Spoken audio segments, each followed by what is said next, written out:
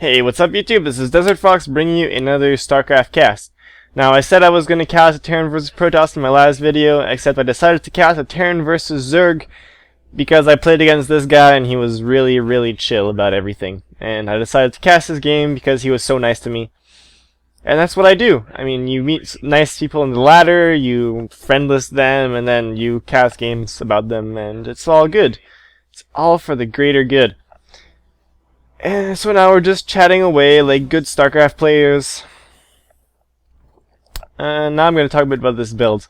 So, I'm going for a little deviation on the reactor factory opening. Now, this opening is really good for containing Zerg player, keeping pressure, getting map control. Now, this deviation of this really popular metagame strategy in Terran vs Zerg right now is to add Marauders to the mix and do a really good strong push that will probably do a lot of damage against the Zerg if he doesn't get enough spine crawlers or enough defenses. So if he is way too greedy, this will set him back, and if he's not, you can just pull back, do a bit of damage with the Hellions or the Marauders, and it's all good. And I did have a little frame per second dip right there, I don't know why. I've been having a few of those lately.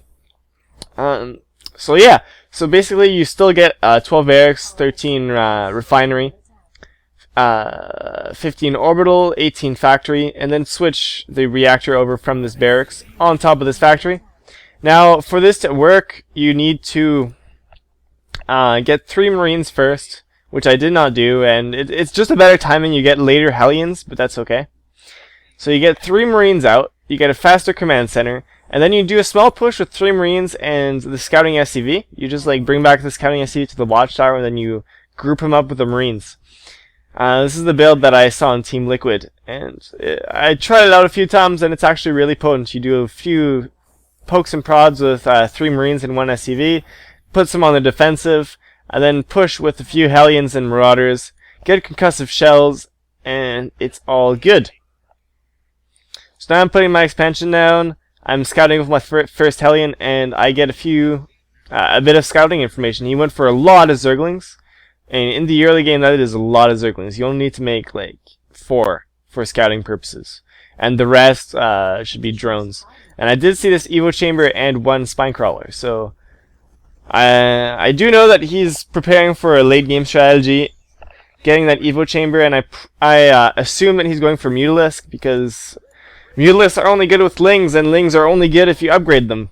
So if you see this really early Evo Chamber, assume Mutalisks. This is pro tip right there. So I'm continuing to make Hellions and Marauders, and as soon as I get 4 Marauders, I will push out with all of these. It doesn't matter if you have Stim or not, because if you have concussive shells, you can kite queens and good stuff like that. Now, my macro is slipping a bit, so I'm adding on more buildings, and you will see during this push, my macro will slip incredibly. And this is due to me not being really good. But that's okay, that's something that can be solved with time. So I come here and I see 4 Spine Crawlers and a lot of Zerglings, so I know he's not going for Roaches, because if not, he wouldn't have put down all these Spine Crawlers and he wouldn't have made that many Zerglings. Which is fine by me. So I just pull back, get the watchtower, and now I have map control. So I do a little bit of switcheroos here, get the reactor from the factory on the starport, and land this somewhere around here and put a tech lab on it. After the stim pack, I will be getting my combat shields, and here he goes and tries to do a little bit of damage, but I barely lost anything, and units lost are super good for me. And that's something you want to keep in Terran vs Zerg, because if you can keep up on economy, which I'm not right now, and you have less units lost than you are ahead. So I'm doing really bad. I'm supply blocked myself. I didn't even get this tech lab on my factory, and I'm working on my 3rd. And this is another advantage of the strategy. Marauders do extra damage against destructible rocks, so you can get those down a bit faster and get your 3rd up at the golds on this base, or destroy his rocks, or do something proactive with the Marauders while you're not fighting some Roaches. So now the standard Mutalisk time is around the 10 to 12 minutes. So I'm just putting down a bunch of turrets right here in my main, and he's just pushing with more Zerglings, just sacrificing them all. Units lost. Horrible for him. From this point on, I just want to keep getting upgrades, keep getting Marines, Siege Tanks, and Medevacs, because who doesn't get Marines, Siege Tanks, and Medevacs in Terran vs. Zerg? It's like, it's what everybody goes back to. It's the main late game right now. It's the only thing that works. And I am getting my third command center on a standard time, which is 12 minutes. So now I'm looking good. My mules aren't mining because of misclicks. I'm pumping some SCVs out, but I'm super behind. Right now I should have like 50 something workers if I constantly produce them. And the phone rings again, so I'm going to do some fancy editing after I answer this phone call. Hello? And with the power of editing, I am now back and the phone call is over. So let's continue this game. I do go for this drop because I don't see any mutas, except I completely failed this drop. I completely forgot to look at these guys. And I go for the drop, I only drop 1 medevac's worth of marauders. And I wanted Hellions, not marauders, so this was a complete utter failure. Now I'm gonna bring this to the gold as soon as I realize that the rocks are down and that it's completed. I will get 2 reactors on these barracks for optimal marine production and continue to pump those upgrades as well as marines and SCVs. Those are the main things that you want to do in Terran vs. Zerg. So now I'm in a situation where I don't have any map control whatsoever because the Mutalist now came out. I have this army, I have a lot of Hellions which are really good against Zerglings. And he is just poking and prodding with these Mutalists trying to do some damage. So I'm going to speed this up a bit because now this is the part that I turtle up, try and get a good army up, and resist the Mutalisks. The Mutalisks are a pain. I really need to learn how to manage my drops against Mutalisks and stuff like that. But another interesting thing I noticed is that he went for a ton of Mutalisks. And when I say a ton, I mean a ton. If you go look in the units, he has 20 Mutalisks right now.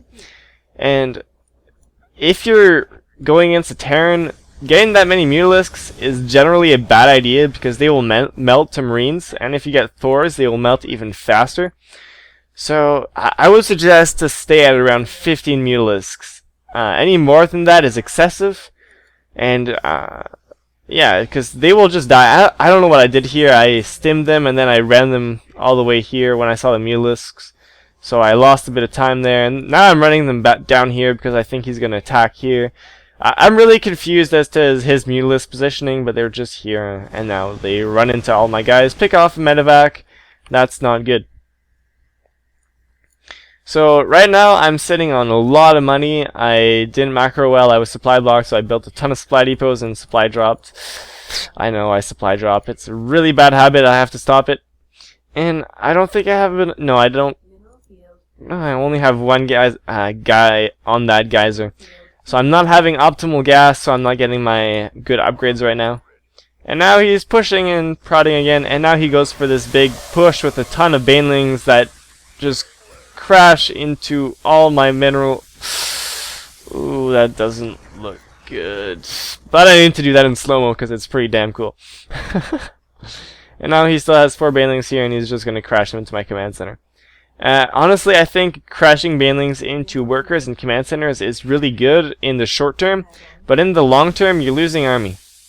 I mean, in the short term, it's bad because you're losing army, but in the long term, it's good because you destroyed his economy.